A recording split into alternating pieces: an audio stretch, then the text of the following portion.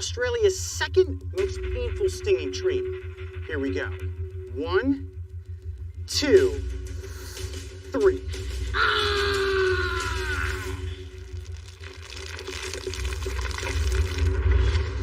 So why in the world would I want to be intentionally stung by this plant species? Well, we want to figure out a couple of things. Number one, how susceptible am I to plant venoms? Number two, is the sting really as bad as I've read about? And number three, if you run into this plant in the wild, what are some ways that you can help alleviate the pain and remove the nettles from your arm? That's what they call in the industry the devil's toilet paper. All right, should we keep hiking and find one that's a little bit bigger? Oh, this whole hillside, look. Holy cow, the hillside is literally filled with these. That is all giant stinging trees right there. A lot easier to find stinging plants than it is the stinging insects. Looks like we've got our pick of the crop out here. Now it's just a matter of finding the right leaf that's gonna put this forearm into a world of pain. This tree behind me right here would not be considered a giant. It's just a baby. But believe it or not, this species can grow to be nearly 100 feet in height. Now, as they get bigger, the spines on their main stem, their trunk, so to speak, begin to evolve away. And all of the irritating nettles are just on the stalks and the leaves themselves.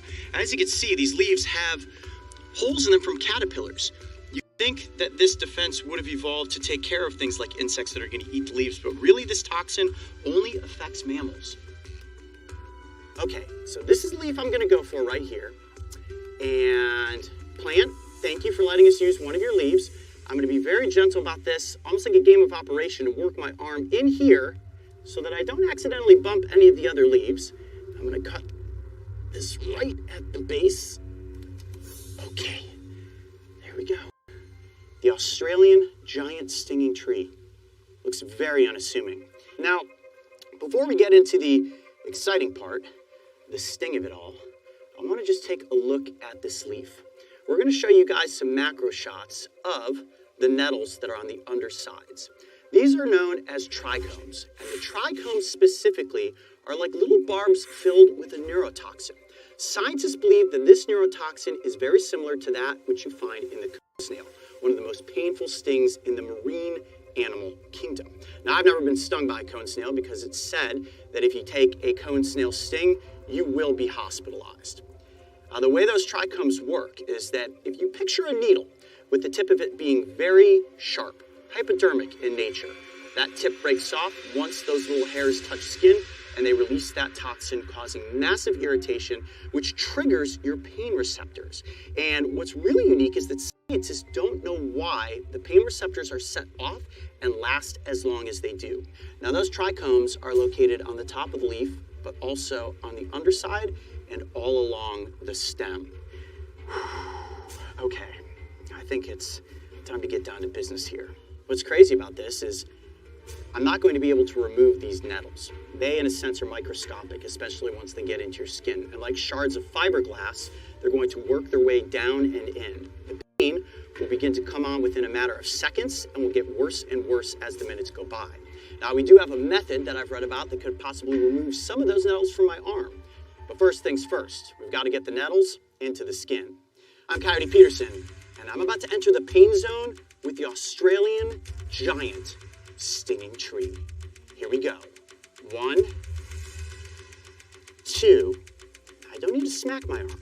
All I need to do is gently graze the leaf over the forearm like this, and I'm going to be nettled multiple times. Oh boy. 3. Oh my.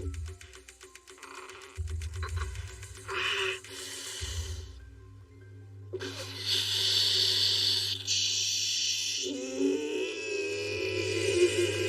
Holy immediate searing pain. Oh my gosh. It's instantaneous. Okay, it's not a slow lead on. It is the second the leaf touches your skin. It feels like if you were to put Pop Rocks in your mouth and they start exploding, and then they just start hurting right away. Holy cow, that is getting worse as the seconds go by. Okay, so you can start to see all those little welts forming. The arm is beginning to turn red. This is sort of like the jellyfish of the plant kingdom. And those tiny nettles are almost like the nematophores that come off of the jellyfish's tentacles.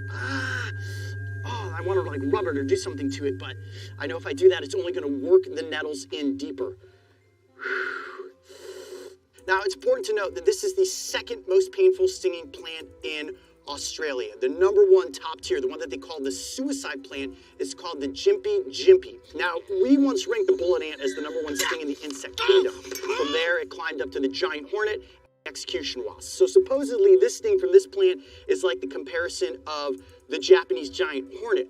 Honestly, at this point, I'd say the pain is starting to get into that realm of sticking my hand into a box full of yellow jackets. Now, I've been very public in saying that the hand in the angry yellow jacket box is the most painful experience I've ever gone through. So far, this has not eclipsed that, but if the pain continues to increase, as it is now, I'm in for a very painful next 24 hours. Okay, so when you think about it, I barely grazed that leaf over my forearm. Imagine if you were to be hiking on the side of one of these steep inclinements and you slipped and you fell and you rolled down that hill like Humpty Dumpty, head over heels through these plants, how bad that would be. It feels as if somebody has taken a hot glue gun and spread the glue on my forearm and I can't actually get the glue off of my skin. And it's beginning to radiate and I can feel it coming in these surges of whomp, whomp. Like that's the pacing of the pain. And scientists don't quite know why this neurotoxin reacts to humans, to mammal DNA, the way that it does. All right, so what we're gonna do now is let this set in for a bit longer, and then I'm gonna try one of the remedies that I saw online, using hair wax strips to remove some of those trichomes from the skin. What I wanna do is lay the wax, starting at the back, onto the nettle zone, just like that. Slowly, oh, that does not feel good. Massage that wax in. Now a little bit of heat is what's gonna help that wax adhere to the skin. And at the same time, hopefully those nettles. I wanna remove as many of those from my skin as possible. Now, if you can get yourself to wax strips faster than the 3 hours and 30 minutes that I let go by, it would be better because remember, these are gonna constantly be working themselves down and into the skin. All right, I feel like that's on there pretty good. You guys ready? Here we go. Peel off the strip fast and quickly. 1, 2, 3. Oh. Ow! Oh, God, that really hurt. And I don't know if that made it any better. Might have made it worse, to be honest with you. I maybe can see some very fine little, yeah, I definitely can. There's no way you're gonna see this on camera, but I 100% can see that it has removed some of the nettles. And I'm wondering, from an angle, this is how I was able to see the nettles earlier. From an angle, don't see any nettles remaining. But to play it safe, I'm gonna use my one other side to this wax strip. All right, put that in there, just like that. Whew. Wax strip number 2 coming off. 1, 2, 3. Oh, yowzers. Oh, hopefully I got all the rest of them that time. Oh yeah, they're definitely pulling out. That is fantastic. They just look like these little white fibers. And essentially, that's exactly what nettles are. All right, well, if you happen to find yourself in this worst case scenario where you stumble upon a giant stinging tree and you get those nettles in your arm, that is proof right there that wax strips will help remove those that have not worked themselves down beneath the surface of the skin. And I know what everybody out there is thinking. Coyote, are you going to put yourself into the sting zone with the Gympie gympie? Yeah, we're definitely gonna film that. I honestly don't feel like this was nearly as bad as I thought it was gonna be. I know you guys all wanna see what it's like for a coyote to be stung by the world's most painful plant, and I think that episode is definitely necessary. Okay, there it is. The Gympie gympie leaf.